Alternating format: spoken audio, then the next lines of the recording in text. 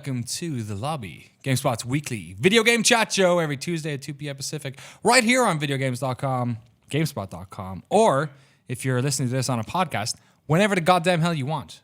Although if you are listening to this on a podcast, you're missing out on myself and Peter's beautiful matching t-shirt. Look at this. Look at it. Oh, it doesn't look at all. They do this filter where they make everything I wear look green.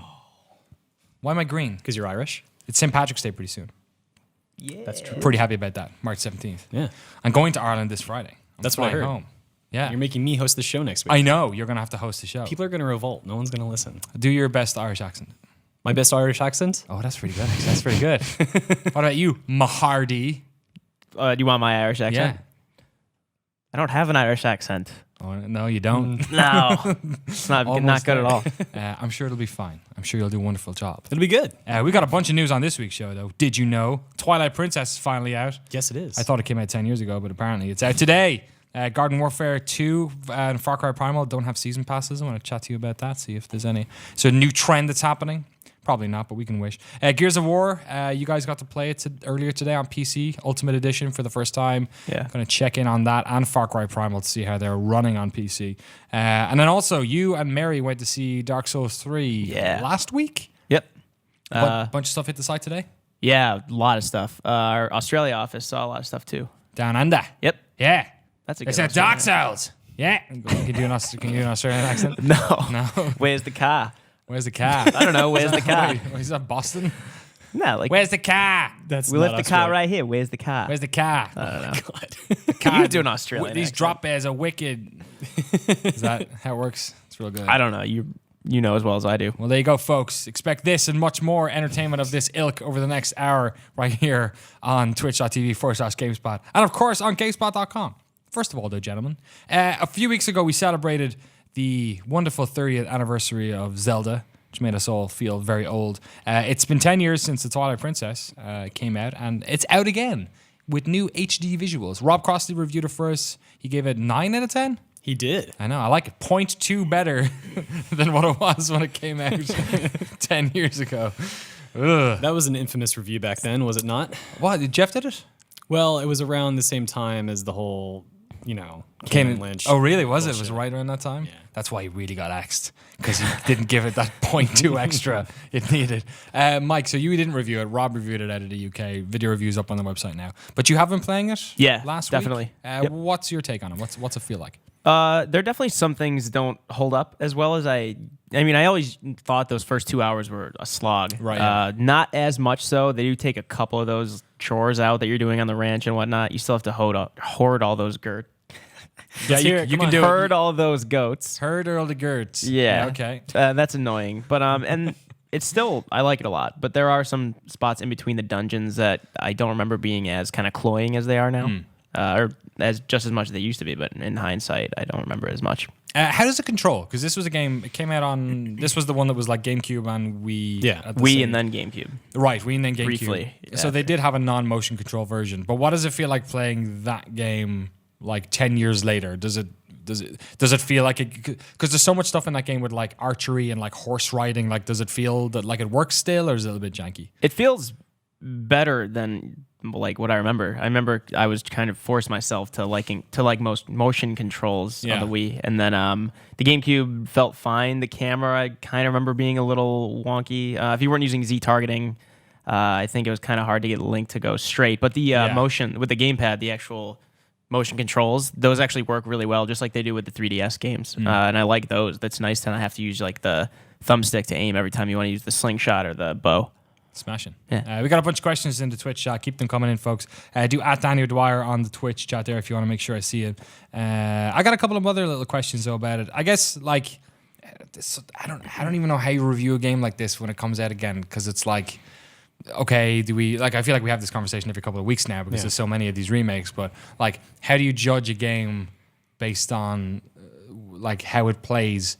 Taking nostalgia, do you take nostalgia out of the equation completely? Can you do that? He better have. But then, like, how do you like mechanically? It's obviously 10 years in the past and doesn't have like the same. Yeah. Doesn't work as well. Rob did a good job of explaining how some of the things that seem outdated in the old Zelda game, it's because they maybe are oversimplified. but the way that they exist within the game is justified by the things they open up and the things they allow to happen. I'm trying to think of a specific example, but yeah, like it might be a little bit dated, but it also is dated in a way that it offers experiences that we don't normally see anymore because we've kind of graduated from that type of game design. Yeah. But yeah, no, I don't think Rob really was influenced by nostalgia too much. Like, he seemed to make a pretty strong argument for why he thinks this game makes sense right now and why it's such a great experience. It was really divisive when it came out, I remember. I didn't grow up with Nintendo consoles, and this was, I think this might have been the first Zelda I played was Wind Waker, but this was the first I think I bought on launch day. And to me, it was like, oh, okay, I get this. I wasn't too much into like the wolf aspect of it. No one really is, I don't think. Yeah. Do you think that it's still a fondly remembered game? Because people, I remember around that time, were really looking for a realistic-looking Zelda game. And then they got it, but then a lot of them didn't really seem to dig it in the end. It's divisive. I mean, I know, kind of like Mike described, the opening few hours are kind of crap for some people. And the same thing was said about Skyward Sword, and it caused a lot of people to write the game off entirely. Yeah. But I don't know. Like, people also do like it, because it's dark, right? I mean, it's a side of the Zelda universe that we don't get to see very often. Majora's Mask is the only other game in the series I can really think of that kind of delves into sinister themes, as it were. Yeah. So I think people really do appreciate it for that reason alone, in some cases. Hassan in the chat says people fondly remember it for its dungeons. That's also something that Rob brought up in the review. Do you dive into a bunch of those? Do they still feel as fresh as they did back in 2006? Yeah, I like them more than I remember. I think I kind of had that experience of taking, the rose-colored glasses off after playing last week. There are a few things that I don't like as much as I used to, but the dungeons definitely, not only how well they're designed in terms of the puzzles themselves inside the dungeons, but I think Twilight Princess was the first game in the series I played where they really contextualized the dungeons. So it's not just this random temple that, the sage is built to, or that was built to house a sage, and it's not this like out of context thing. It's this mansion up on a mountain where the Yeti lives. It's a mine where the Gorons live. It's like a actual tree on the edge of the forest where all these monkeys are hanging out. They did a really good job. They're like believable locations. Oh, the butts are still pretty. I'm immature. They get me. Yeah. Oh, they're very detailed butts. Good. How does it look? Actually, how does it sound? Both are very good. You had mentioned how it's a much darker game overall, and I think the soundtrack itself, the score, really, really, I don't know if they've changed it too much. It sounds great, and it kind of emphasizes that. I think the older I've gotten, the more I don't love the art style as much anymore, but I love the overall tone of the game. I think maybe when I was younger, I was expecting more of like a Wind Waker kind of whimsical thing. Yeah, and I like this a lot more that I've kind of grown up with the series. Smashing. There you go. Yeah. Did you hear that somebody found there was like a framed painting in one part of the game, and inside that painting was one of the concept art for the new Wii U game. Oh, really? Yeah, they stuck that in there. Wow. So I wonder, was that just found today? I think it was like just on Gaff today. Right. What was funny is someone else in that thread put up a photoshopped image with that Assassin's Creed concept art from the Uncharted 4 trailer. I was going to say it reminded me of that last week. That's pretty good. Yeah. Yeah, I wonder if there's a bunch more. I wonder if over the next couple of weeks, are people going to start like data mining the game for any clues on. Good luck. Are we going to see that new Zelda this year? We better. We kind of have to, right? We really do. I mean, I don't think the game's not going to sell if it gets pushed back, but I think Nintendo needs goodwill, and that would be putting the game out this year. And do you also, I saw the Justin Haywald and Andy Bauman put up a great interview with Phil Spencer earlier today on GameSpot, and he was talking about how he believes the NX will be shown off at E3 this year. Is that pretty much set on at this stage? Is that is there confident? E3 isn't set in stone, but it seems pretty concrete that it'll be around that time, whether they do it through a Nintendo Direct or something like that. Yeah. I mean, E3 isn't, it's kind of a weird place to announce a console these days. It seems to be better suited to games. Well, one of the most successful consoles in the world was announced at E3 and released the next day. So maybe the Sega Saturn is what you're referring to. Yeah, maybe they'll do a Sega Saturn. And no, retailers didn't even know that thing was going to be available. So like that, I don't know. I think Nintendo has done a good job of distinguishing what they do and what E3 is over the past few years, and I think they're going to maintain that relationship. And it'll probably be that we hear about the console beforehand, and then we see more extensive demos of games at E3 with hands-on time. Yeah, that's kind of the way they do that now, I guess. Yeah, it's going to be a weird E3 with that and the EA doing their own thing, and the PC gaming show is coming back, for better or for worse. Do you remember that? I remember the presentation. That was weird. It was weird. Yeah, it was like our show. It was like a stage show. It just lasted for fucking 4 hours or something. I know. Yeah. Commendable effort, but Yeah, maybe it'll be better second time. Yeah. Anyway, we shall see at the Electronic Triple. But yeah, if you're interested in Twilight Princess, let us know in the comments below. What's up, Andy? What are you doing over there? It's Andy's last show, by the way, so he's probably going to start doing some crazy nonsense on this. So, boo. What was that, boo? Was that?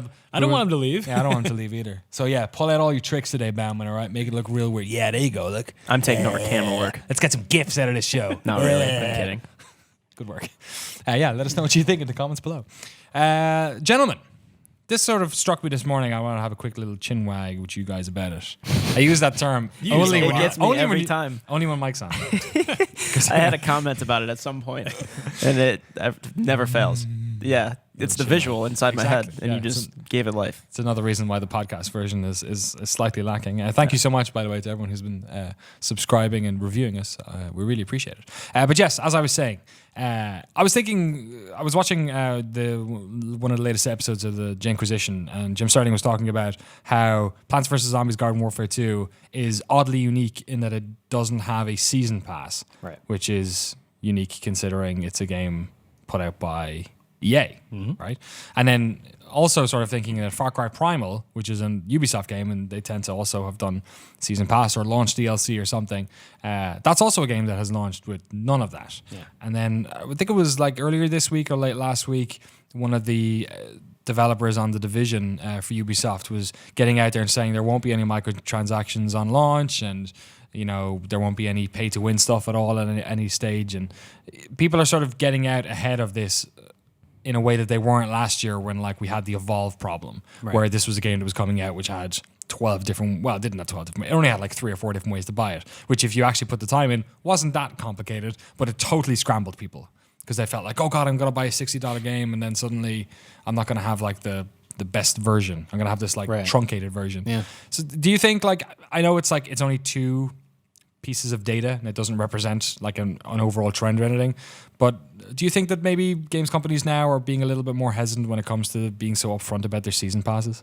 I think they're willing to experiment now. I think they're finding that there's a certain amount of the audience that doesn't really like that idea and doesn't latch onto it. But the other side of that, though, is the fact that you look at something like PvZ2 and Far Cry Primal, they're sort of built on the back of existing games, and they might not need that extra financial bump that comes from a season pass, and so it's a good opportunity to experiment with not offering it. That might help them incentivize it. The Division, on the other hand, that's very different. Yeah. Because that's a whole new property that seems to be pretty complicated and taking a long time to make. So the fact that they're not trying to get more money back through season passes and extra DLC and microtransactions does seem a bit odd to me. It almost seems counterintuitive that you're right. When it comes to, they tend not to do it for these are 2 franchises which have been relatively established and people know what they are. But then you would also think that if you want to sell DLC, you'd only do them in a franchise in which there's a fan base. Right. Assassin's Creed's a good example of oh, I love Assassin's Creed, I'm going to buy the game and I get the season pass because I'll be all in. For instance, Fallout is one for me where I haven't bought the season pass. Actually, I wish I had now because it's just gone up by $20 this morning, right? Damn it. Yeah. Shit. That. Those are situations in which, of course I'll buy it because I'm a fan of this series. I've never purchased a season Have pass. you not? No. Never. I to me, the idea of throwing down money for things that you are totally blind to, they might say, oh, we have X number of expansions and this type of additions, like characters or stages coming or whatever, but you really don't know what you're getting into. The Fallout one's a perfect example because they put the price up because they're oh, it's actually going to be more. Yeah. But it still shows that they didn't, when they were putting a price tag on it, They didn't know even know. they had no clue. Yeah, it seems like such a shady business move to me. I don't think it's evil, but I just think it confuses everybody in terms of how we think about these games. Is it what it is at launch or is it what it is 6 months after launch? Yeah. So I don't know. Because it's never really clear to me what I'm getting if I invest in that. I just don't. It's weird. I wonder if it's so particular game to game as well, because there are some games where it's again, like Fallout, I'm oh yes, I guess season pass stuff makes sense because it's this large open world and you can plug stories into it. Whereas when I think about a game, for whatever reason, when I think about a game like Assassin's Creed, I think, no, to me that's a game that wraps itself up. It is a story which is sort of contained. Right. So anything you add on to that is just sort of a different experience at that point. It's superfluous, or it's been taken out, which is the worst possible thing. What do you think, Mike? Yeah, I don't know. It seems like it's very much a case-by-case basis because, I mean, you have like Rocket League, which it makes sense to keep adding incrementally to it because, no, it's like these small, aesthetic things that you can pay $2 for every once in a Good while. points. But Like I've bought every single one of those. Yeah, And exactly. I don't buy this stuff usually. yeah, but if they had said up front, you want to do a $30 season pass for the next 3 years, the season pass inherently becomes a gamble, especially when the developers, like you had mentioned, they themselves don't know sometimes. A lot of developers now, I mean, not that this is the case with for Access, but I remember Jake Solomon saying that they did not start working on the DLC until XCOM 2 was finished. Right. So, and that's another case where they don't know what's going to be coming out. And I don't believe there was a season pass for that. But I mean, obviously there's paid DLC down the road. I think it's worth waiting to see what you're getting into because, like if you pay for the season pass, you're locked in. And I don't know. It does always raise suspicion with me. I don't know that all developers are inherently doing it to just kind of get money up front, but I guess that like inherently that's what it's for. So I don't know. I've always been kind of suspicious about it. Like I can return a game I don't like, or at least trade it back in for credit. What do I do with the season pass that's full of stuff that I just don't care about? Yeah, especially in the digital domain, it's way harder to make those calls right up front. I was asking Justin about it because I really love to know like how they sell. Like we've no visibility on how these season passes do. You have to imagine that some of them do pretty well. Like I imagine Call of Duty's, for instance, like they built Elite off of that. Obviously, that's not around anymore. But and I was trying to look at like Steam Spy or something to see if you could like figure out what the sales were of them.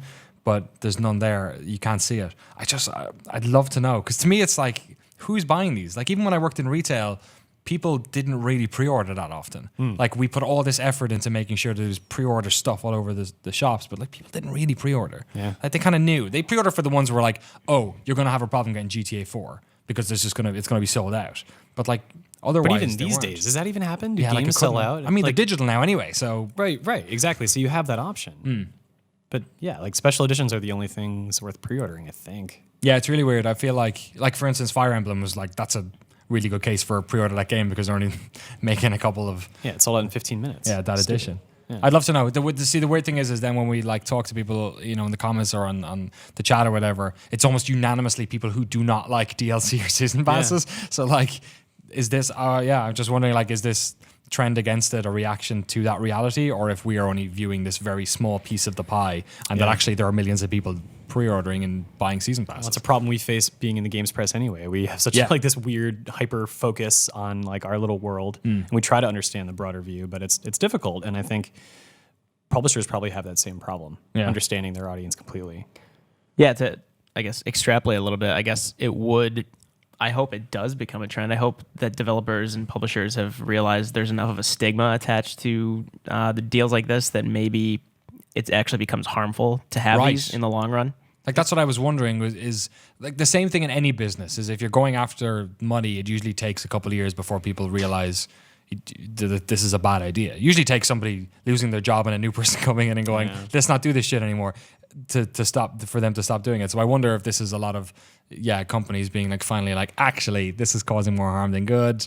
It's ruining the relationship with our community. That's an investment that's really important. Maybe we should stop doing it. I mean, Ubisoft definitely have had that reaction with pulling back on Assassin's Creed a little bit and like not being so crazy about their DLC plans in future. So like when when I see something about a season pass, I immediately see a publisher who's desperate, which may or may not be true. But that's sort of my immediate takeaway is like, oh, they're not going to make enough on the game that they've released, and they need to sort of like, stuff the coffers with with this money that they'll put into something down the road. But right now, it's like, crap, we got to make some more money back.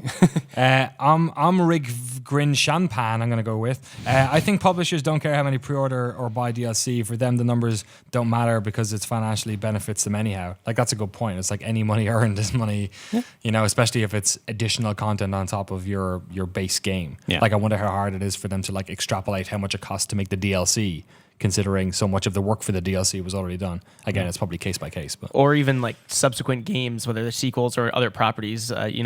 Talking to a ton of developers, they always say if you're a bigger company. I remember when I used to talk to like Looking Glass Studios, they said every game they made was just the most like 70-something% of the money was going towards something else they were going to make or making. It's just this. I don't know if that's still the case because this was a few years ago, but it's like a cascading structure that kind of just keeps feeding back into itself. It's a trickle-down effect. Yeah. There you go. All right. Let us know what you think. Let us know with your anecdotal evidence. Do you buy season passes? Did you buy season passes in the past and then stop buying them now, maybe? I wonder if that's a trend that people have had. Yeah, the Fallout DLC, for instance, is that one that you've jumped in on? Let us know in the comments below. Gentlemen, we have two things to talk about in relation to PC games which may or may not be running properly. Far Cry Primal came out today. We'll talk about that in a little bit. First of all, though, Gears of War. So the Ultimate Edition came out on PC today. Yes. And to specify, Windows 10 only. Yeah. Okay, it's only out on Windows 10. Which means DirectX 12 only. Right. Is it only available via the Windows 10 store, or is there? betcha. There's no. Is there a box copy? Do we know? Or there's no. Not box as of copy? now. Okay. So you had some problems with it this morning, but Yesterday also this morning. But it may have been Earlier. rectified. What's going on? So yeah, yesterday on two separate rigs, the one at the office, we have the 980 Titans. Triple SLI GTX 980 Ti's. With Very powerful. Very powerful with like 16 gigs of high-speed RAM, like the top-end i7. It's the Alienware Alpha PC. Or Alpha? No. I forget. Yeah. Whatever their big triangular PC Yeah, is. the one that looks like Tutankhamun's buried in it. Yeah, I think Alpha is a Steam machine. The rig, it should easily, no problem, be able to run it. And I put Ultimate Edition in, or I downloaded it yesterday. The download itself took a long time. I don't know how much that is Windows 10. From the Windows 10 store. There is a known bug with Windows 10 Store, and it's not just with Gears, that when it shows download progress, it shows it like in increments. So it may say like 2% forever and then jump to like 30.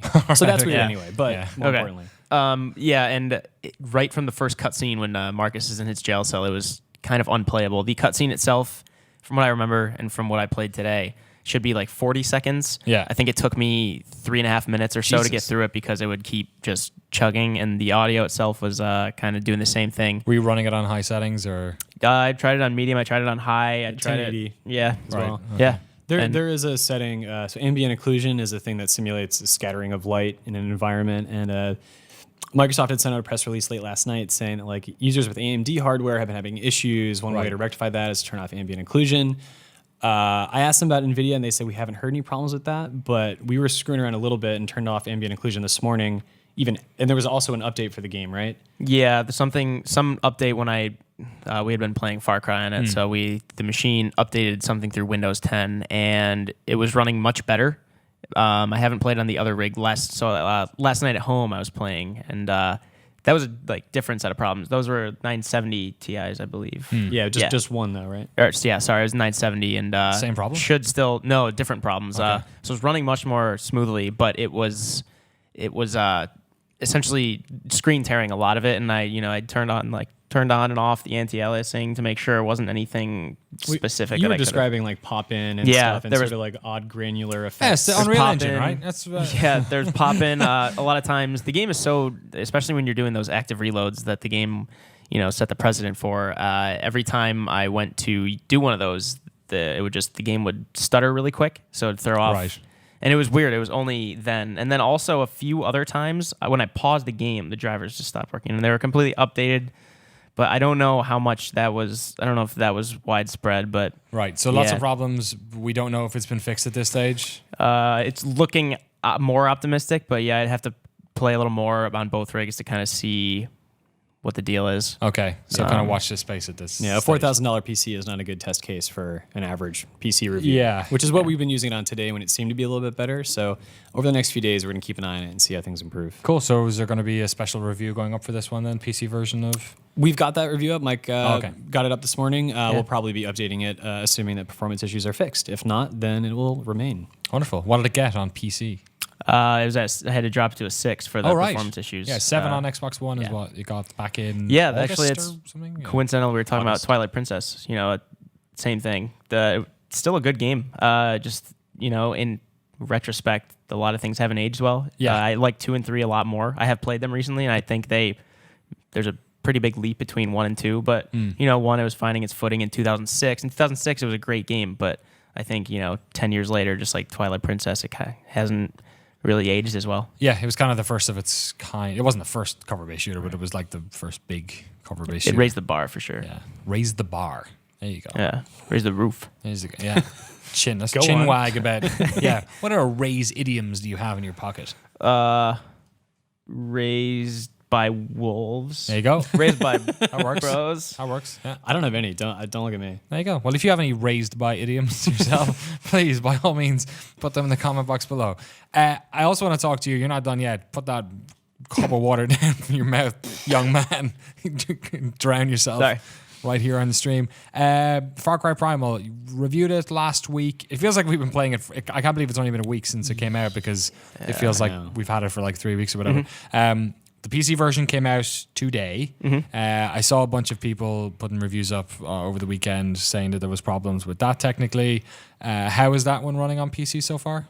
I've only played about 90 minutes, and I haven't experienced many problems at all. I know Rob was trying it on like through 4K, and he said it does work, but it doesn't perform very well. Right, which is not terribly surprising. But again, the machine we're using should be able to handle it. Yeah. But specifically using SLI with that game presented frame rate issues. The benchmark would go down to about 20 frames per second, even on 1080. All right. Using SLI, but then you kick it down to one card and it was fine. So I think it's another example of just the PC market having so many different variables for developers to create for, and it just takes time to fix problems as they're reported. Yeah, presumably that's why it came out a week after the console versions. Well, often that's maybe a reason why that happens. Yeah. I don't know. I'm very curious why it came out a week after. Yeah. Honestly. Usually people are a little bit worried when that happens. I'll be playing more of it after the lobby just to, hopefully update our review with the PC. Mike's having a lot of fun retreading old ground. Yeah, it seems like it. Yeah, retreading a remaster from 2006, playing Far Cry again. I wasn't trying to joke. I was just like, We'll get the Vita version. it's Will just be the nostalgia next one. mixed with never mind. The other weird thing about Primal, actually, which I was noticing when we did the stream, I think it was 2 weeks ago, maybe. If we have any footage from Primal, actually, put it on because this will be interesting for people watching on the Twitch stream. Is that there's this problem that keeps happening with games which are like foliage dense, that they just don't stream well at all, right? Because of just bitrate, because the way the video compression is trying to basically like figure out what elements within the world are going to move and which elements are going to move, and because this game has such foliage at such distances as well, that when I was playing back the stream we did last week, it looked like garbage. Just like mud. Yeah, just like awful, muddy nonsense. So like maybe it doesn't show so well in the nighttime stuff, but like especially in the daytime with like the light bleeding through and everything, the folks in the Twitch chat can probably attest to this. It just looks awful and muddied and weird. And this is becoming like a major problem with game streaming, especially I feel like on YouTube more so because their bitrate is so low. We had the same problem with Hitman actually 2 weeks earlier, where for whatever reason it just looks so flat when you were streaming it. But not locally when you're looking at No, locally it looked fine, but it just for whatever reason stuff just wasn't looking as good. It's almost like because we've gotten so used to streaming looking like regular HD 60 frames a second that when it doesn't, it like looks complete. Like a game like Superhot looks perfect streamed. Right. Because it's just so high contrast. Yeah, completely. Yeah. So it all just like works perfectly. But yeah, because it was strange. Last week when we did the Primal stream, people were like saying, oh, it looks like garbage. I was like, really? It doesn't look that bad. And then watched it back and it was, did not look great. So it's an interesting new problem for them, especially for PC players who were like, I want to see the game running on PC. Like that's how I used to like buy PC games, was I'd go to GameSpot and look up gameplay clips and be like, oh, it looks pretty good. I'll buy that. But like game just has a problem. It's weird. There you go. Thank you so much for your frame rate update this week. No problem. What's on next week's agenda? Do you even know? I've been playing a lot of Devil Daggers lately. Oh God. Yeah. You'd think I would have gotten past like 180 seconds by now, but I don't know. I can barely get past like 70 and I'm struggling. it's tough. Yeah. It is deceivingly complex game. It's a lot deeper than you might think with all the different things you have to pay attention to. And you could do like the shotgun jump that helps a lot. Oh really? Yeah. I don't know. When but is yeah, the review more going thoughts up on for that that later. Are you reviewing it? Yeah. I made him review it. Oh yeah. So more thoughts on that to come. It's for like sure. $5 on Steam. I think it's cheaper than that. Might be like Oh, really? 3 of those games. Yeah. God, there's so many great games coming out. Weird little games coming out on Steam. Have you been playing? Either you guys played Factorio?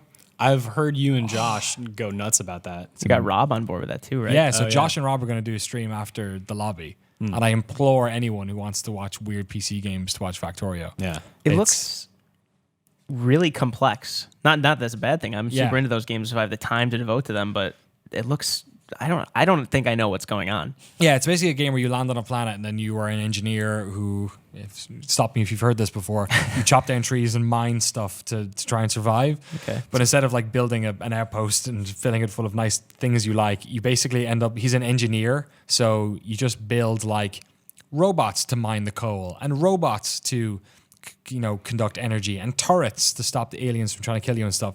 And then by the end, you've just made this like, it's a system of like conveyor belts and different elements of like science, like energy and research over here and mining over here. And then you can get them to assemble stuff. So you can just get the machines to combine the ingredients together to make things. So you'll have this like really complex conveyor belt system that just spits out more conveyor belts.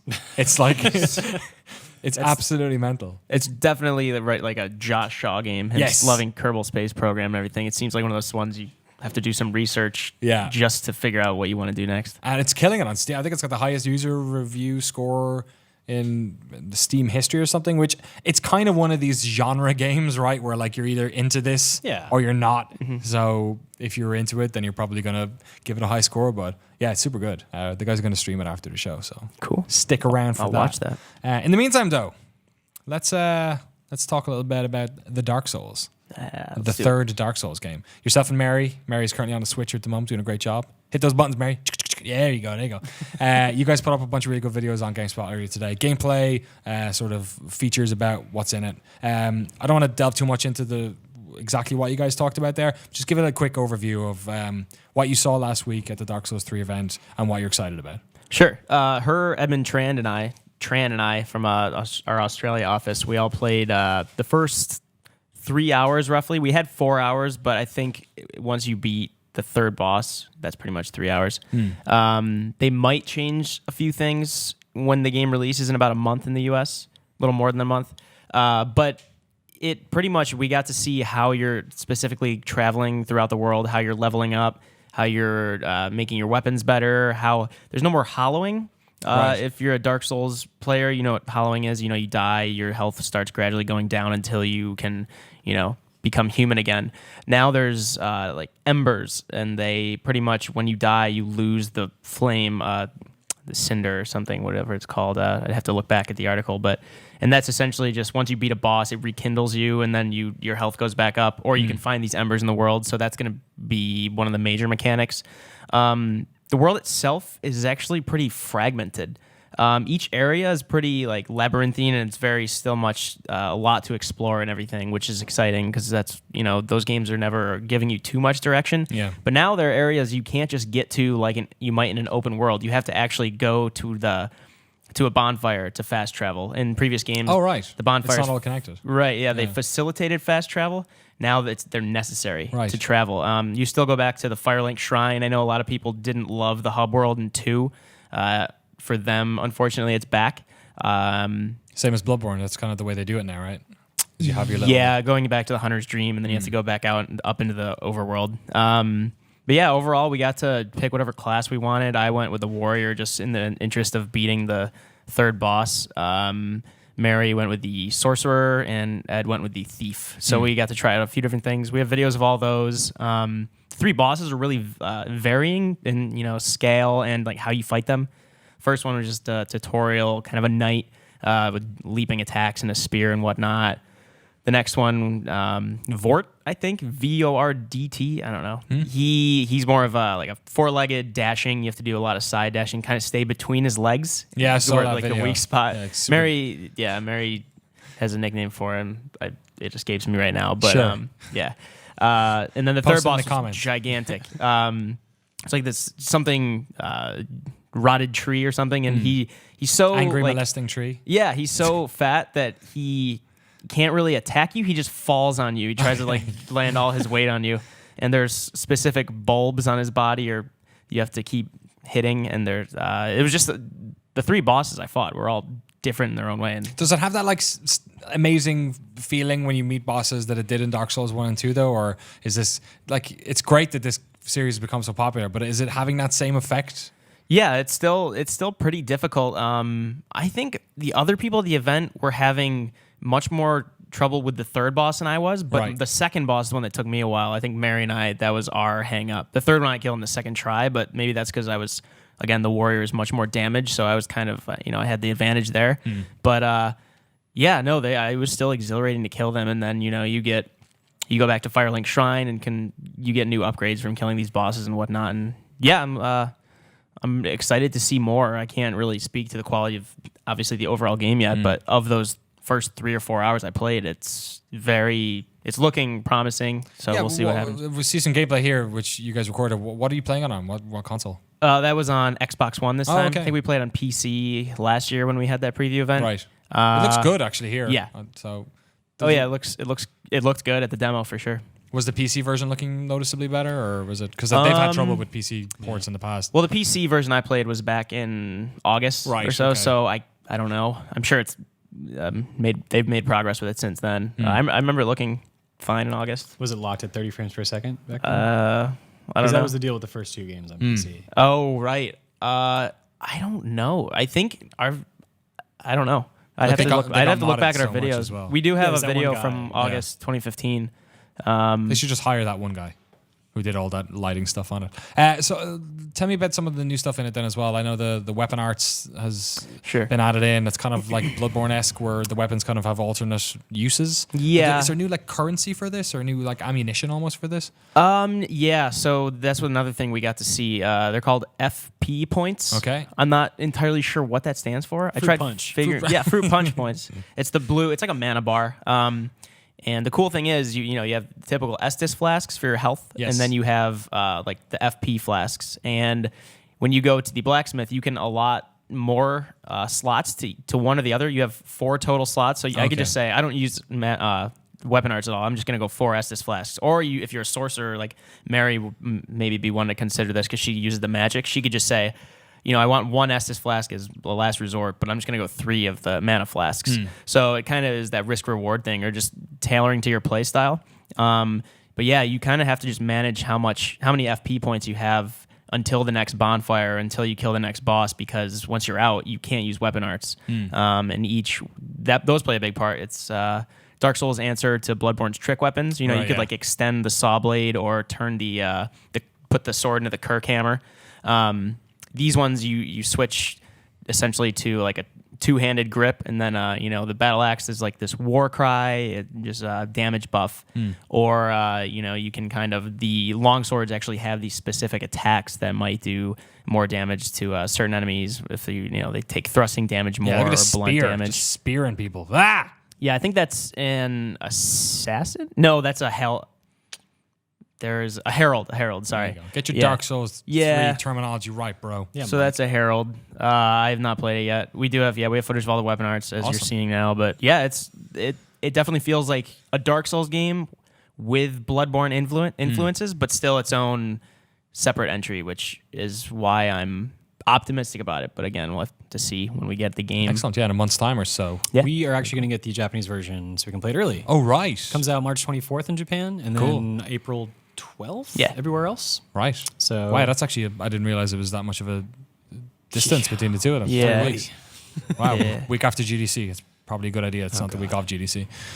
Cool. Awesome. Mike Mahardy, thank you so much. And if you're a fan of Dark Souls, do you want to see more of that stuff, make sure to go to GameSpot.com. Mike and Mary put up bunches of sweet videos. Go check them out.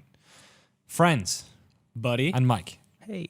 I have multiple friends in one. You are. You have that problem. That meant Nice. that It's because I have 4 eyes. it's Peter and then there's Peter whenever we go to Gamescom. It comes out. We have one more segment on this show where we take something which is in a package and we take it out of the package. Yeah. And this package I didn't know about. What the? I know. We got a package this morning. Do you know what package this is? I know what package it is. Tell Mike what package it is. the HTC Vive. Got a Vive. Oh shit. Sorry, Vive. Oh man. The Ricky Martin Vive la vida. Vive forever. Apparently, so we haven't opened it.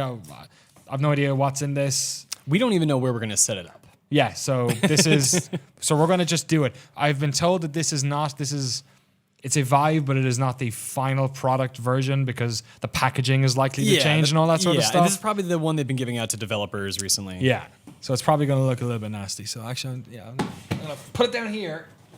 and I'll pick things out one by one.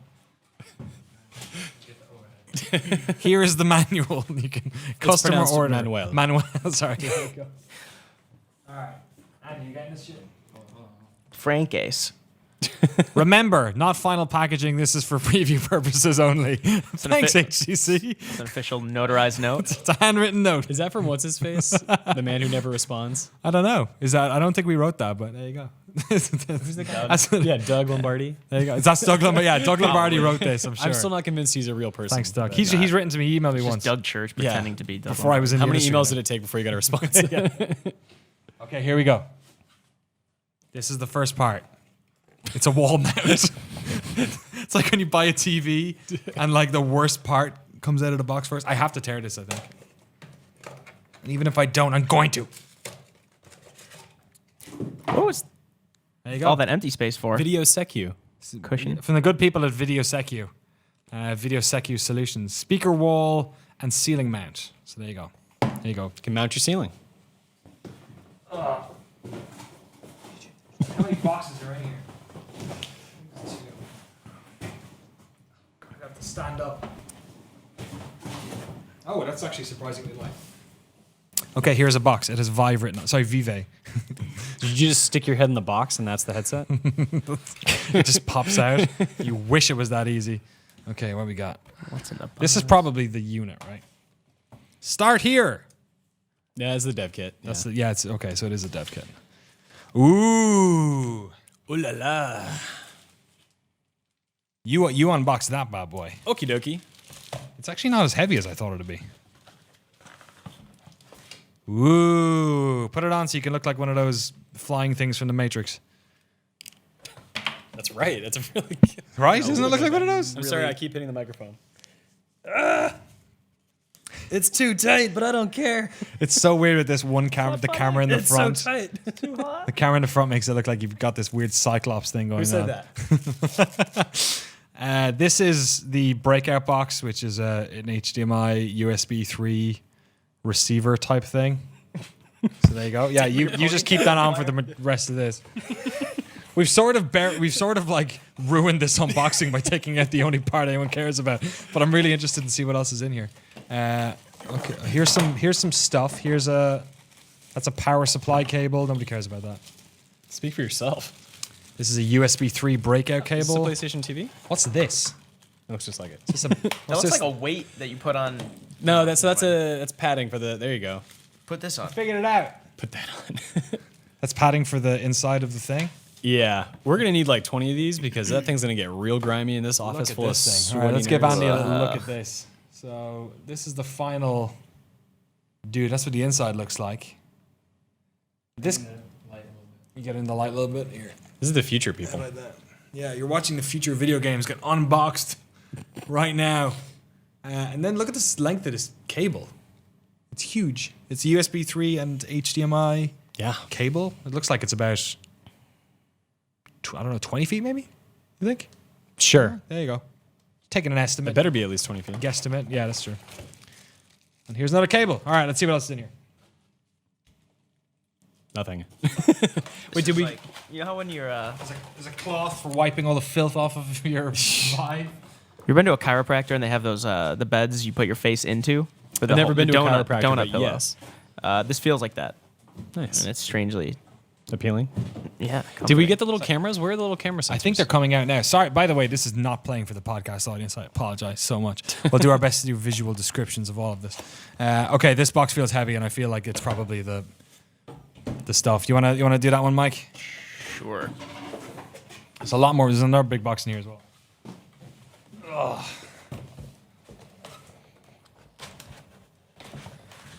This is $800 worth of hot equipment. For those in the chat wondering about price. All right. What's in that one, Mike? Unpad it. Is that what they look like? I Indeed. guess so. Right. What are they called? Lighthouses? Something like that? Doesn't look like any lighthouse I've ever seen. Looks There like you a go. dark house. Nice work. Nice one. Do they sit on the floor? No, so these go sort something of else like in here. on an elevated platform or pedestal, whatever you have, so that it can sort of look down upon the room. You might even mount it to the ceiling with your Video Secu premium wall mount. Thank you, Video Secu. Oh, hello. Oh, yes. These are Right. actually very I haven't cool. held these yet. Oh, no?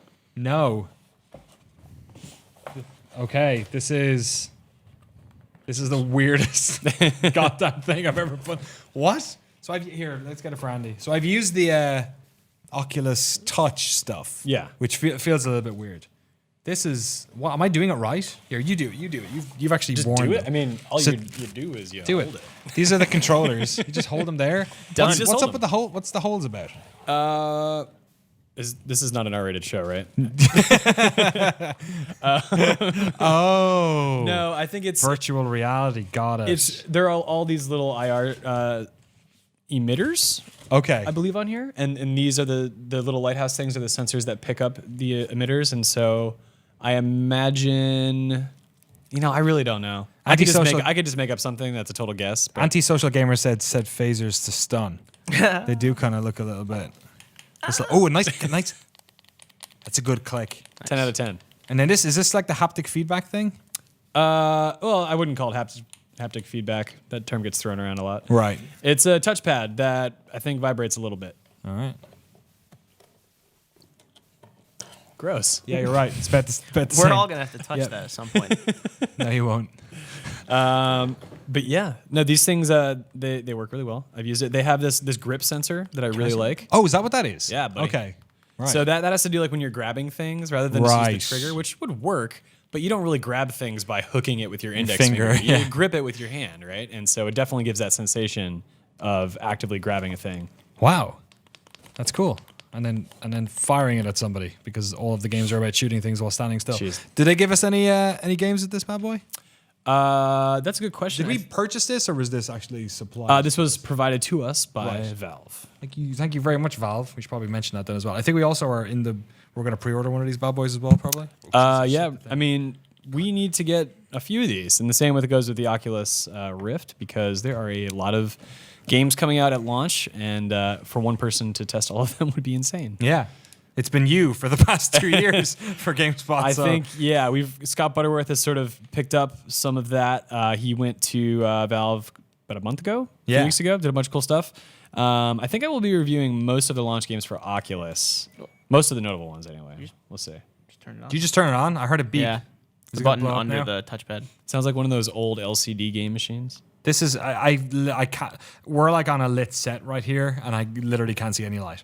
This is like actually really impressive how good this is at blocking out all the light. The best sunglasses money can buy. There you go. Yeah, can't even see the sun. Sorry. Do we have games to play on this bad boy then? I'm sure we will have access. I'm not sure if we have them at this second. Right, probably via that URL maybe or something. Yep. Cool. Well, there you Groovy. go. We've just unboxed of Vive. Vive virtual reality. Thank you so much to everyone. Nice. Am I even near the microphone? I can't even tell anymore. Yeah. Before we wrap up today's show, thank you so much to everyone who's been watching on Twitch and everyone who's been reviewing on iTunes and Stitcher and all of the other wonderful ways in which you can consume this beautiful piece of media. But before we leave, Mike Mahardy, what are you up to on GameSpot? What's going on with you for the rest of the week? I'll be playing more Primal on PC, Devil Daggers, and probably just finishing off Twilight Princess. Cool. Yeah. Awesome. I started the Stick of Truth for the first time. Really? A few days ago. That was Yeah. on did it go down in price recently or something? Is that what happened? No, my new roommate has it, and I'd never played it, and it was just on his Steam. So let's play that. Nice work. You That makes sense. broke into Tim Torrey's bedroom and played Stick of Truth. Yeah, it was actually Jake Decker's. Oh, was it? Yeah. Oh, wow. So many new He was roommates. sleeping. I like it. Peter Brown, what are you up to on GameSpot? Right now, I'm just taking care of a bunch of like boring middle management stuff. But, Yeah. I know it's a lot of fun. bet. Say what? No, I was about to say something. I'm not going to say it now. I'm gearing up to review Hitman, which is coming out soon. Yes. And I'm sure our audience will love to know that Yeah, go on. I've never played a Hitman game before. Oh, wow, really? Yeah. How are you going to review this game considering they're releasing this starter pack situation, which they're going to keep adding to? That's going to be very interesting. Well, my friend, you can purchase the first pack, which includes a prologue and some levels, for $15. Oh, of course. So therefore, it is actually more simple than it seems. Yeah. But you would have to bend over backwards and search all these forums and stuff to figure out exactly how this game is being released because Yeah. almost every place is selling it just straight up $60. Really? But Yeah, because you can get a season passy version too. You can get the season pass built into it. Back into yeah. But really, just buy the $15. That's crazy. And it's more complicated because they changed this back in January. They've changed it a couple times. Yeah, now. so I hope it's good. I liked what I played in the beta. You know what? I hope every single video game is good. Me Let's too. be honest. Video games. I hope virtual reality is good because otherwise this is one hell of a piece of buyer's remorse. Let's go get this thing set up or ASAP. So for me, I'll have an episode of The Point later this week, which may very well be the final episode of The Point. It'll definitely be the final episode of The Point with our main man here, Mr. Andrew Brownman, who is behind the camera. There you go. There's the back of his beautiful head. Don't even worry. No one's even looking at that. Andy's been working at GameSpot for how long now? Four and change? 4.5 years or something? And we're very, very sad to see him go, but he's going on to greater things. Andy has been a contributor to this website for all that time, worked alongside everyone here at GameSpot as well as Comic Vine and Giant Bomb throughout the years. He has been instrumental in all of the shows that I put together, pretty much here on GameSpot, and I know I will personally miss him very much. I know everyone here at GameSpot will miss him a lot as well. So thank you so much to Mr. Andrew Brownman. Thank you, Andy. He's clapping smiling. coming from the control room as well. Yeah, we can hear it through the wall. So hit him up at Andy Bauman on Twitter, I think it is. Yeah, and send him your best wishes. We will have an episode of The Point later this week, and we'll be back, of course, next Tuesday, 2 p.m. Pacific, right here in the lobby. Thank you so much to everyone who put together this show. Mary Kish on the wheels of steel, spinning those buttons here. Look, hit those buttons. Amazing, perfect, great. Always plays for the podcast. Josh Shaw on the back as well for helping us out. Richard, Mr. Dan Horrock. We'll be back next Tuesday, 2 p.m. Pacific.